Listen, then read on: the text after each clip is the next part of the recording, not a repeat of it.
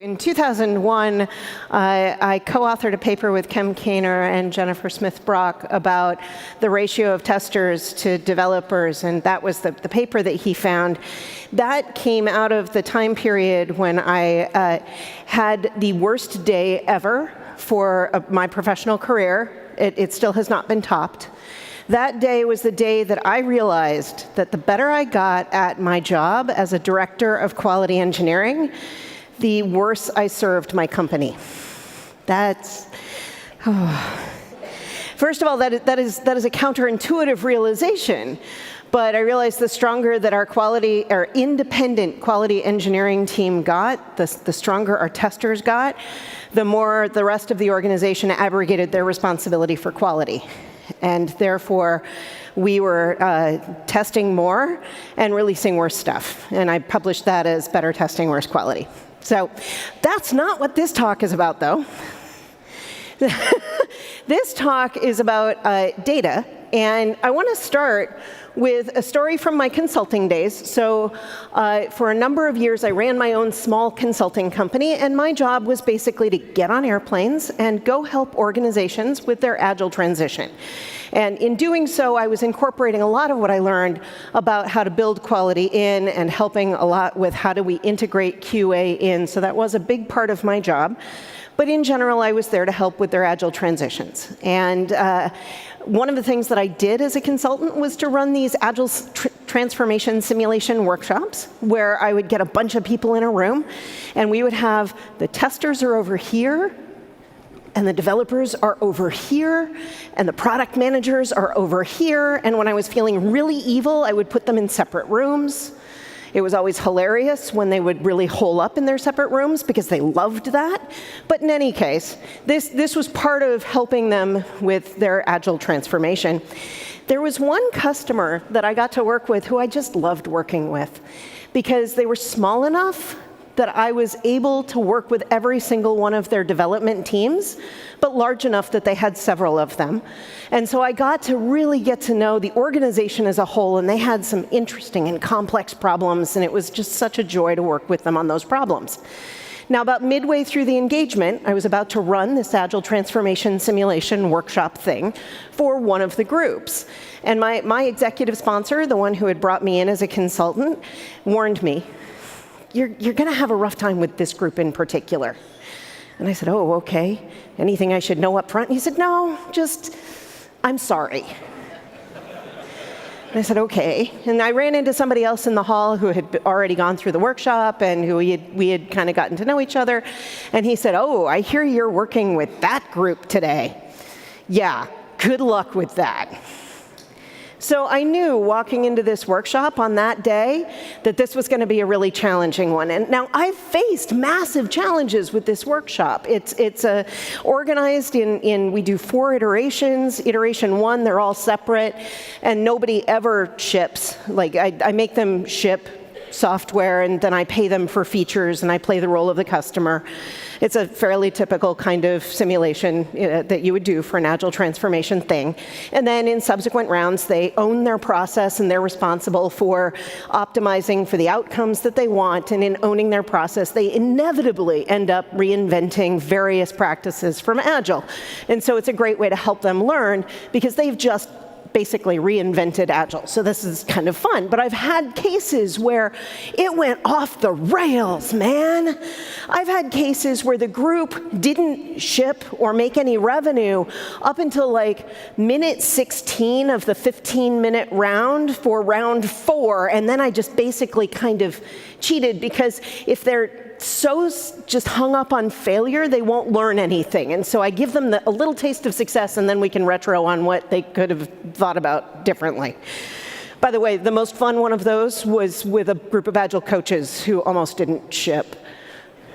Okay, but I digress. So anyway, back to this group. I'm expecting one of those. I'm expecting one of those days where I'm running around as a facilitator and thinking, how do I do a small, invisible intervention to make this not suck? So that's what I am prepping for. And instead, round 1, I set them up in their separate spaces, and I wasn't evil to them because I thought they were already going to be challenged. And round 1, the same things happen in round one that always happen in round one, because when you constrain communication and intentionally create silos, people can't get anything done. So fine, we got through round one, and they were clearly chafing at the rules in round one. And I said, great, now you own your process. What do you want to do differently next time? And they had the shortest retro I had seen to date, and then they were ready to go, and we ran round two, and they made money in round two. Something is fishy. What is going on? So we get through the entire day, and they make more money, fake money, than anybody else who had gone through the simulation up until that point. I have run the simulation 150 times at this point. They made more money than any other group had ever made. So after we finished all of the workshop-y stuff, I took the leader of the group aside and I said, look, I have a question. It's a nosy question, and I'm sorry to ask it this way, but I was warned coming in. And he said, yeah, I bet you were. I said, I was told that you might be difficult to work with? And he said, yeah. Yeah, you were also probably told that we're really slow and we can't ship features to save our lives, right? Maybe? He said, yeah, let me tell you what we do. We're the reporting group. We're at the tail end.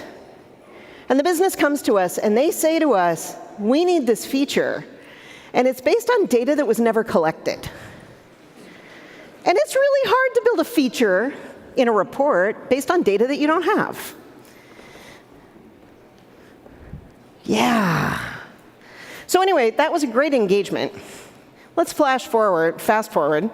For the last 5 years, I have been an employee at Pivotal, which I considered coming home because I learned how to do Agile at Pivotal Labs back in the day. For the first 2 years of that, I was on the Cloud Foundry side of our universe, and I got really immersed in DevOps, and developers love DevOps, and developers loving operators. It's been great. And of course, then we expand that to the balance team to include design and security and QA and test and the business. And it's just been one great big love fest. It's been fabulous. Now, that was my first 2 years. And then I moved over.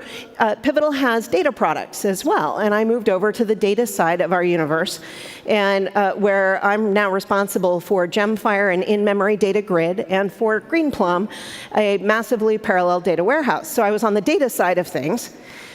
And after a few months, I had a flashback to that day running my word count simulation for that set of people who were in the reporting group. Because the more I talked to our customers, our field, our salespeople, the more I realized that data is still in a silo. That we've done the great big love DevOps, DevSecOps, Dev Design, SecOps. Like, the heart has a lot of things around it right now. And in some companies, it is true that data is now part of that, but not always. In fact, it's probably not just one silo. In a lot of organizations, it's 3 silos. You've got your DBAs who are responsible for keeping the data fabric up and happy and running and not falling over itself. And then you've got the data engineers that are probably responsible for the ETL pipelines or keeping Kafka up or whatever it is that they're doing in order to get data streaming through the system in various ways. And then you have the data scientists. And I was hearing stories like the data scientists were having trouble. They had to file a ticket. Does it sound familiar? They had to file a ticket to get access to the data that they were supposed to be exploring. And I flashed back to that reporting group telling me it's really hard to write a report on data that was never collected. This kills me, because I know that we can do better. Because what we're seeing is, if this is a system, this is the application, the software professional side of it, the application developers, this is what they see. And this is the view that the data people see. So they're seeing different parts of the whole. So you can DevOps all you want on the application side, on the stateless side, on your 12-factor apps. But the data side, you're going to have a point of friction if you're not allowed to change your schemas, for example. And part of the reason this kills me is that data has never been more important. In the age of Internet of Things, AI, ML blowing up all over the place, deep learning, in the age when massive amounts of our purchasing decisions, massive amounts of what drive business are driven through advanced analytics, through recommendation engines, through being able to tell that your Uber is going to arrive in 2 minutes. So much of our world is now controlled by getting the value out of the data that we have, not just to make business decisions, but of course that's also important, but even in the personalization of our experiences. So from a business point of view, it's never been more important for us to have good practices around our data. And by good practices, I mean the DevOps practices. But let's be honest, DevOps and data, it's hard. One of the brightest people I get to work with, who I really enjoy working with, and who, before he joined Pivotal, had an amazing track record of background in DevOps, I talked to him about the data problem. I'm like, yeah, I want to talk to you about data. I want to pick your brain about it. And here's his reaction. He literally backed up and held up his hands, and he said, look, the DevOps stuff I do is hard enough. I believe data is an order of magnitude harder. I don't want to go there. Really, man? Really? But let's be honest, it is hard. I mean, first of all, from a risk standpoint, if you lose your data, that's a really, really bad thing. I mean, if you have a data breach, just ask Equifax, right? Poor Equifax. Okay, so let's talk about some of the reasons why it's hard besides the risk. But note that the risk is what makes us all twitch. Everybody's got a twitch, right? The thing that you do unconsciously in response to a stimulus, the thing that you're going to twitch towards when you have risk is typically control. Try to control the risk, control the change. So what do we do with database schemas? We have a committee of people who come together to decide whether or not a given DDL change is okay.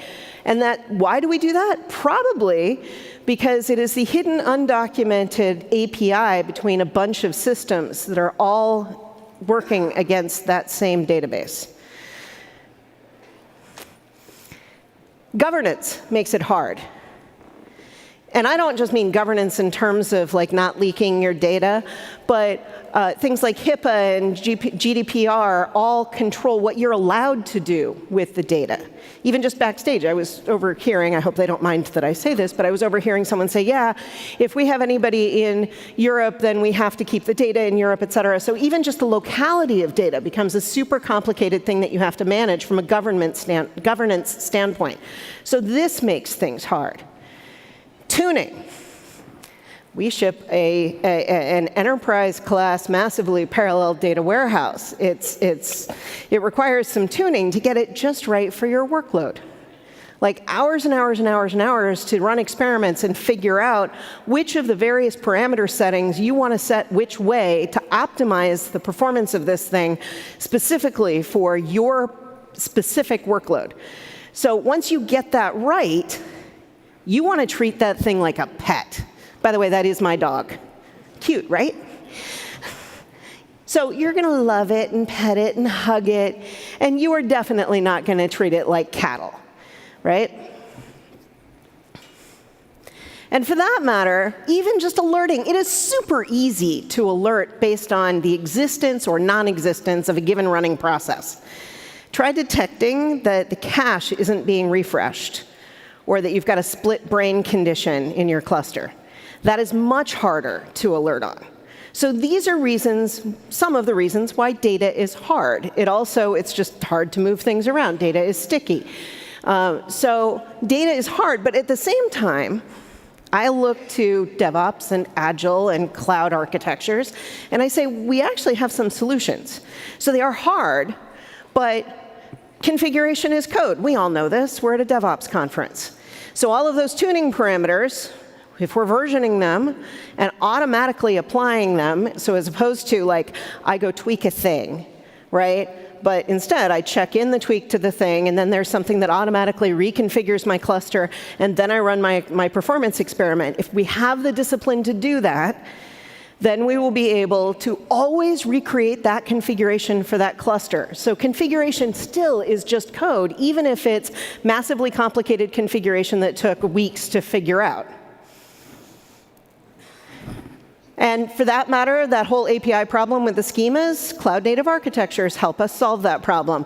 So if you truly adopt a microservices-based architecture, you now have an API in front of that schema, and you no longer have to worry about you can change the schema, so it gives you a level of flexibility. These things are still hard, though. I want to acknowledge that what I'm telling you isn't either obvious, like from first principles, or easy. It's still hard. But it doesn't mean it's not doable. You can build data-specific network monitoring and alerting. So you can build something that can detect a split brain condition. It's not necessarily going to be easy. You can build things that can detect when your cache is not being updated. So that's certainly possible. And for that matter, you can automate a lot of things. Now, there are some things you probably might not want to automate, like recovery from that split brain without a human involved, but you can at least alert on it.